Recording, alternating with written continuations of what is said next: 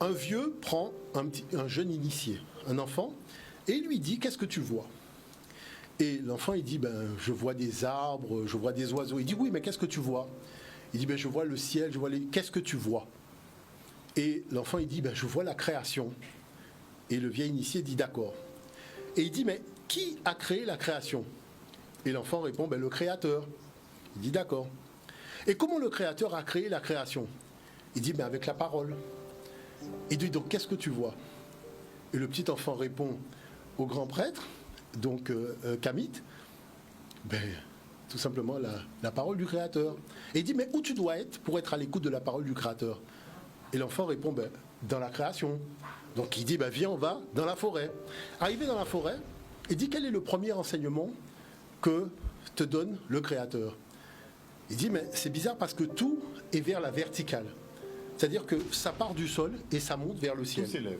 Donc, il dit, tu vois, la première loi, c'est pouvoir à son élévation. C'est-à-dire, peu importe là où l'arbre sort dans la forêt, il peut même sortir sur un rocher, mais il va faire des racines, il va chercher la terre et il pouvoir à son élévation. Quelle est la deuxième loi? Porter des fruits. C'est-à-dire que si tu cherches les fruits de ton intelligence, tu vas remarquer que quand tu cherches les fruits d'un arbre, tu dois lever la tête. Donc, ceux qui ne font pas d'efforts pour upgrader leur intelligence, pour pouvoir porter des fruits pour demain, aux jeunes générations, vont se retrouver à tourner en rond, d'abord en eux, et puis finalement vont tourner en rond dans leur vie. Parce qu'il faut tout simplement comprendre que la deuxième loi, c'est porter des fruits. Et la troisième loi, c'est quoi? L'arbre, quand il porte des fruits pour tout le monde. Ce n'est pas des fruits qui sont cachés sous son bras.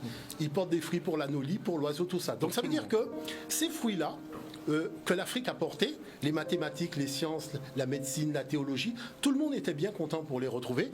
La chose, c'est que personne ne veut avouer que ça vient du continent africain. Et qui plus est, sur le plan de la spiritualité, on salit le continent africain. Donc ça ne se fait pas. D'accord? Maintenant, la troisième chose qui est importante.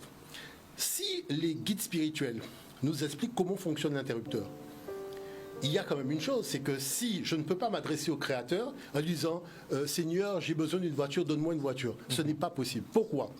Parce qu'il est le garant de l'équilibre stellaire de tout le fonctionnement de l'univers. Et il y a des milliards et des milliards et des milliards d'êtres qui sont issus de lui. Donc il est occupé. Il est occupé à gérer la technostructure. Vous savez, je vous prends un exemple très simple. Vous savez que le code de la route, ça a été créé par Rousseau. Mais Rousseau, il a créé le code de la route et tout simplement, ça permet aux gens, en prenant leur voiture, d'aller d'un point A à un point B sans mettre leur vie en danger et sans mettre la vie de personne en danger. La spiritualité africaine, c'est la même chose. C'est-à-dire qu'on vous donne le code de la route de la vie, ce qui vous permet de découvrir quoi? En faisant fonctionner votre voiture, de faire l'expérience de votre divinité et d'accomplir vos propres miracles. D'accord? Mais sauf que c'est une dimension sur laquelle l'Afrique est très silencieuse. C'est-à-dire que vous allez parler à un chrétien machin, on a l'impression d'être devant un spot de publicité. Oui, Jésus a fait des miracles, machin. Mais est-ce que tu sais quand même le nombre de miracles qui se font en Afrique dans les traditions, dans les confréries et compagnie? C'est le silence total parce que, tout simplement, ça s'appelle l'humilité. Vous voyez, les gens sont très humbles. Quand vous allez voir les vieux vraiment en Afrique et parler avec eux de ces choses-là, les gens sont très très humbles. Ça, c'est très important. Mais je tiens quand même à souligner une chose. C'est-à-dire qu'il y a les ancêtres. Alors, la notion d'ancêtre, pourquoi nous en sommes à la notion d'ancêtre et pourquoi les Européens parlent d'archanges et compagnie? Tout simplement parce que ce sont des nomades. Et les nomades, quand vous avez un parent qui meurt, il faut continuer la route, on l'enterre et on continue. Mais sauf qu'il faut faire une libation 3 jours après, tu as déjà fait 120 km, donc tu ne peux pas revenir en arrière. Donc c'est pour ça qu'ils sont devenus des mythomanes, c'est-à-dire ils ont inventé des mythes et des personnages légendaires, et à force de répéter, ils ont... Voilà la mythologie romaine, la mythologie...